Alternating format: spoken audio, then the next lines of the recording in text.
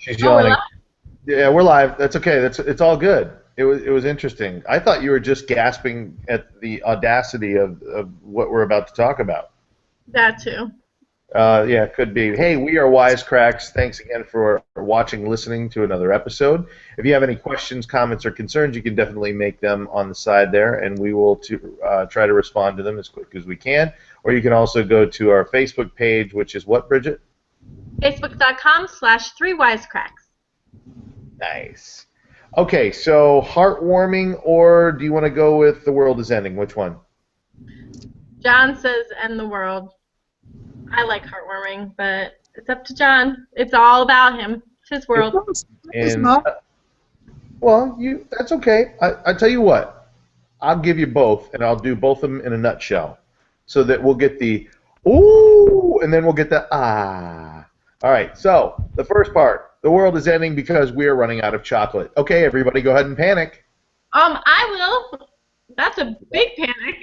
I know, seriously. And when I say that, you're all going, okay, yeah, whatever. But no, according to two of the big chocolate makers, they said that chocolate production is actually falling way, way behind for a couple of reasons. One, consumption is up by more than 100%, and that's because Chinese, or China just in general, the Chinese are eating twice as much chocolate as they ever have before in the past. They don't know why, it just is. And there's also a demand for more chocolate in other countries. Now, you would think, well, that's not a big deal. They just expand the growing areas and stuff like that. But in some of the major areas where they're growing chocolate, they're also having a fungus that is growing on the bean itself that they produce chocolate from, which is causing this weird fungus, which means we can't eat it. So you could be, that dollar Hershey bar with almonds in it could end up costing you $6 within the next year or two because it's going down. Can't Willy Wonka just send the Oompa Loompas out to do something about that?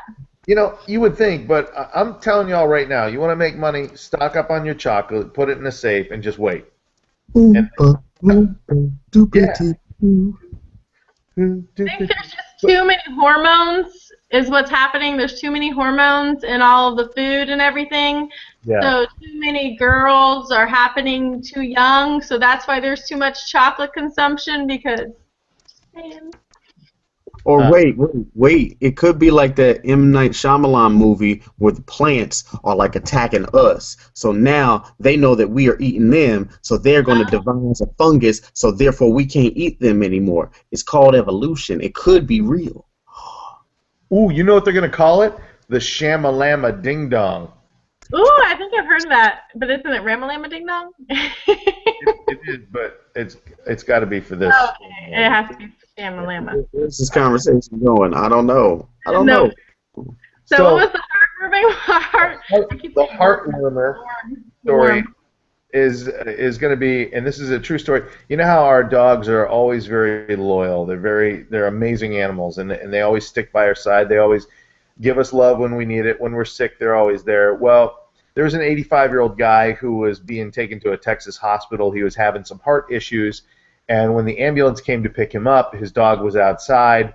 They saw him taking him out on the stretcher, the gurney, and they loaded the guy up, and the dog was literally just left outside because, they don't have time to tend to the dog.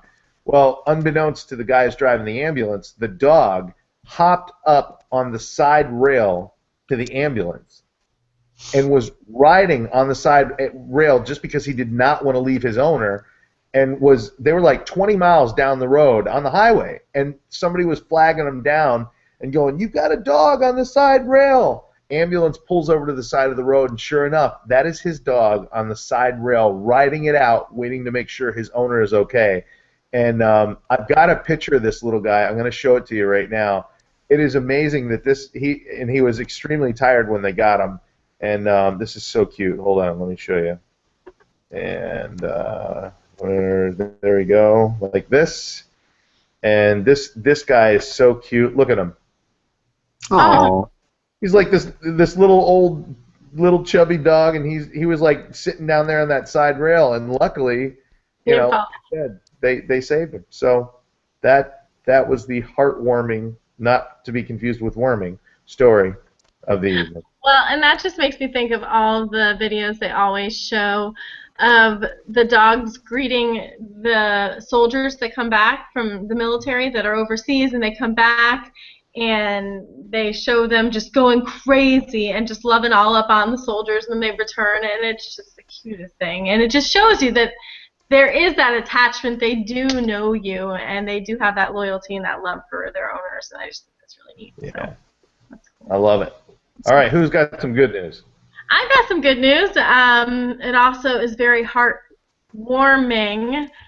So let me see if I can share my screen with you here. It's just a very cute story from Evansville, Indiana. It came to us. Can you see my screen? Yeah. Yep. Okay. Okay, so this came to us last Monday, so a week ago. This is a 3-year-old Gracie, and she was in Bob Evans having breakfast with her parents, and Santa came in to have breakfast. And she told her parents that Santa's having breakfast alone. So she went over and had breakfast with Santa because she didn't want him to have breakfast alone. And I thought that that was the cutest thing ever. I just thought that was really neat. I just think that children just have the greatest and the biggest hearts ever, because just a 3-year-old, to think nothing of it, just not to want him to sit alone and just to sit there and to talk to him about the North Pole. And they said more than anything, she talked to him about the baby that's in her mommy's belly, because her mother is pregnant with her brother. So she talked to him about that. But I just thought it was really cute. He was actually on his way to a mall where he is going to be a Santa Claus, and he's going to be working with other children. But I just thought that it was very sweet of her to care enough. She ran over and gave him a big hug. So just wanted to thank Gracie for thinking of someone, other than herself, and not wanting Santa to be sitting alone. So. Oh. Very cute. And I was going to say, for those guys that help out Santa, because Santa is out there, and there's other guys that help out Santa. They're never done helping, if you know what I mean. They're never off. Mm-hmm. As long as they're out in public, they're always on. So give those guys tons of credit.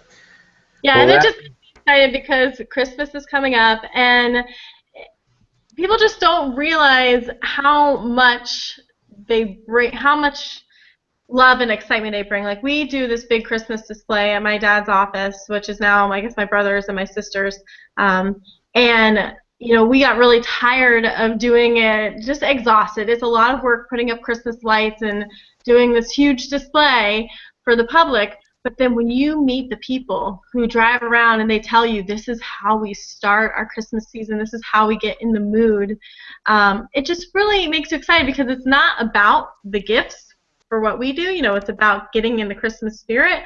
So it's just really neat, because you don't realize what you do and how it touches those around you. So no matter how frustrated you might get about how much work what you're doing is, take a step back and realize how it affects those around you. So just thought that was neat.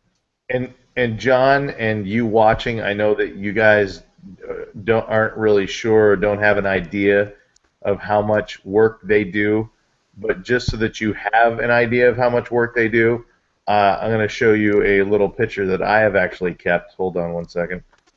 And you've got to see this, because this is pretty amazing. Can you see that? Oh, yeah. Wow. I mean, now this is a big driveway that goes all the way down past the law firm itself and then back up. But this is just one side of it here. There's a whole nother side over here on this side that you can't see. But there's music, and there's lights, and there's animatronics, and I mean it's amazing. I mean, Bridget, you guys have got to have how many people going through there every season? Oh, I don't even know. My sisters and I, speaking of license, that kind of made me think about the road trip license plate. My sisters and I, when we were young, we used to ride our bikes around and try to pick out license plates from different states. So we would see all the, how many we could count. So we've never really kept track. My dad would have a better idea, but I don't know. A lot of people. So Amazing. All right. Well, we are the three Wisecracks, and we would love to hear your comments, questions, concerns on Facebook. And you can find us at Three Wisecracks. Yeah, it is three, right? Yeah, three. On Facebook. And you can also make questions, concerns right here on the page while we're doing the broadcast at the same time. We'll be back in just a couple of minutes with another episode as we close out watching John do a scene from Pulp Fiction. Uh-oh.